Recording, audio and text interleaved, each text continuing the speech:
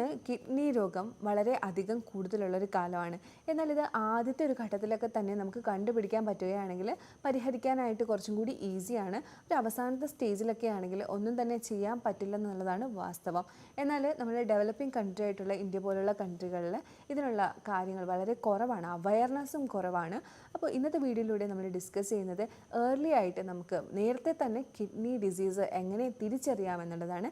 ഞാൻ doctor Amina, QNB health കെയറിലെ medical ഓഫീസറാണ്.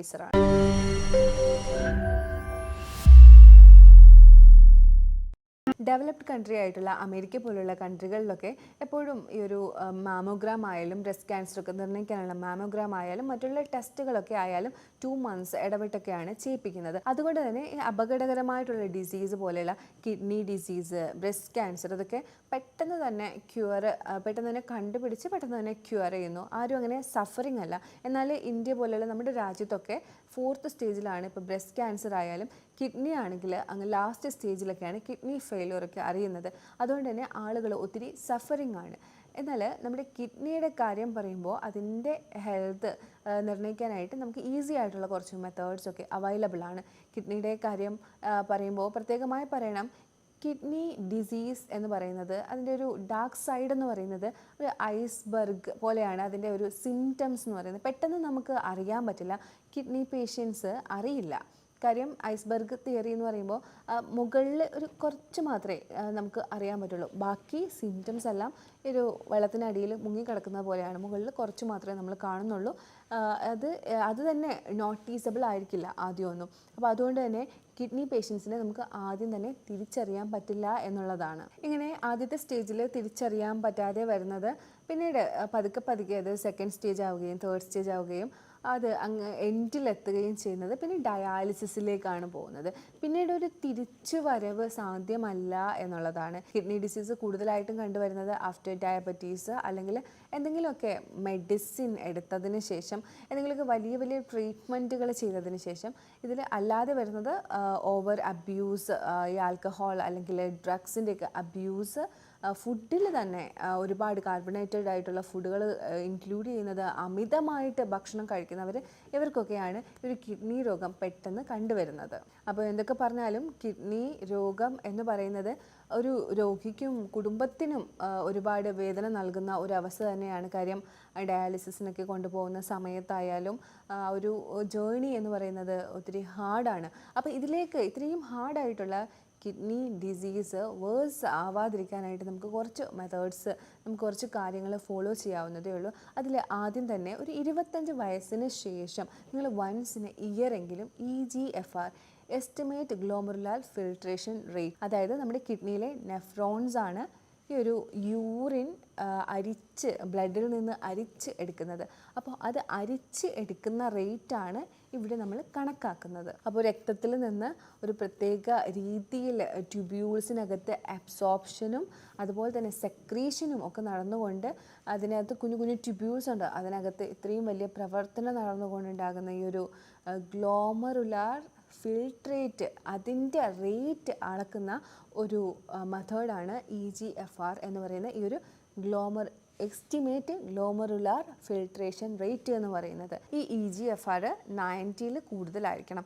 90 കൂടുതലല്ല, ഇത് 60ക്കും 90ക്കും ഇടയിലാണെങ്കിൽ 3rd ഗ്രേഡ് കിഡ്നി ഫെയിലിയർ ആയിരിക്കും ആ മനുഷ്യനുള്ളത്. ഇനി നിങ്ങൾക്ക് 45നും 30നും ഇടയിലാണ് എന്നുണ്ടെങ്കിൽ നിങ്ങൾക്ക് സ്റ്റേജ് 4 കിഡ്നി ഡിസീസ് ആയിരിക്കും.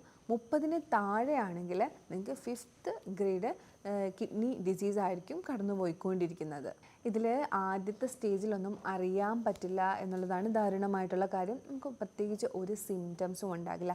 അതുകൊണ്ടാണ് പറയുന്നത് 25 വയസ്സിന് ശേഷം ഇടയ്ക്ക് ഒരു വൺസ് ഇൻ എ ഇയർ അല്ലെങ്കിൽ 6 months വൺസ് നിങ്ങൾ ബ്ലഡ് ചെക്ക് ചെയ്യുമ്പോൾ ഇതിനൊരു 300 രൂപയ്ക്ക് അകത്തൊക്കെ ആവുള്ളൂ. ഈ ഒരു EGFR എന്ന് പറയുന്ന ഈ ഒരു ടെസ്റ്റ് കൂടി മസ്റ്റായിട്ട് നിങ്ങൾ ചെയ്ത് നോക്കുക. ആരും പ്രത്യേകിച്ച് നിങ്ങളോട് പറയില്ല, പക്ഷേ ഇത് നിങ്ങൾ കൃത്യമായിട്ട് ചെയ്ത് നോക്കുക. എന്നാൽ നമ്മൾ ഡോക്ടേഴ്സ് ആയാലും മെഡിക്കൽ ഫീൽഡിൽ കിഡ്നിയുടെ സംബന്ധമായ പ്രശ്നങ്ങളെന്ന് പറഞ്ഞാൽ നമ്മളെപ്പോഴും നോക്കുന്നത് കണങ്കാലിൽ അല്ലെങ്കിൽ കാലിലെ നീര് ഒക്കെയാണ് നോക്കുന്നത്. ഇത് എപ്പോഴും 4th സ്റ്റേജിലേക്ക് വരുമ്പോഴാണ് ഈ ഒരു നീരൊക്കെ കാണിക്കുന്നത്. ഇനി മൂത്രക്കടച്ചിൽ അങ്ങനത്തെ സംഭവങ്ങൾ, എരിച്ചിൽ ഒക്കെ ഉണ്ടാവണമെങ്കിൽ അറ്റ്ലീസ്റ്റ് 3rd സ്റ്റേജിന് മുകളിലേക്ക് എത്തിയാലാണ് ആ ഒരു സിംറ്റം പോലും പ്രകടമാവുന്നത്. കിഡ്നി ഫെയിലിയറിലാണ് ഈ പറയുന്ന കാര്യങ്ങൾ. അല്ലാതെ UTI ഒക്കെ വരുന്നതല്ല. കിഡ്നി ഫെയിലിയർ ഉണ്ടാകുന്ന ആളുകൾക്ക് മൂത്രക്കടച്ചിൽ അതുപോലെ എരിച്ചിലൊക്കെ വരണമെങ്കിൽ ഒരു 3rd സ്റ്റേജിന് മുകളിലേക്ക് എത്തിയാലേ മനസ്സിലാവുള്ളൂ. അതുകൊണ്ട് തന്നെ ഇത് കണ്ടുപിടിക്കാനായിട്ട് ഒത്തിരി ബുദ്ധിമുട്ടാണ്. അതുകൊണ്ടാണ് ഞാൻ പറഞ്ഞത് ഈ ഒരു ടെസ്റ്റ് മസ്റ്റായിട്ട് ചെയ്യണം എന്ന്. ഇനി ചെയ്യാൻ പറ്റുന്ന ഒരു ടെസ്റ്റാണ് യൂറിൻ ആൽബുമിൻ ക്രിയാറ്റിനിൻ റേഷ്യോ. ഇതങ്ങനെ അധികം ചെയ്യിപ്പിക്കുന്ന ടെസ്റ്റല്ല.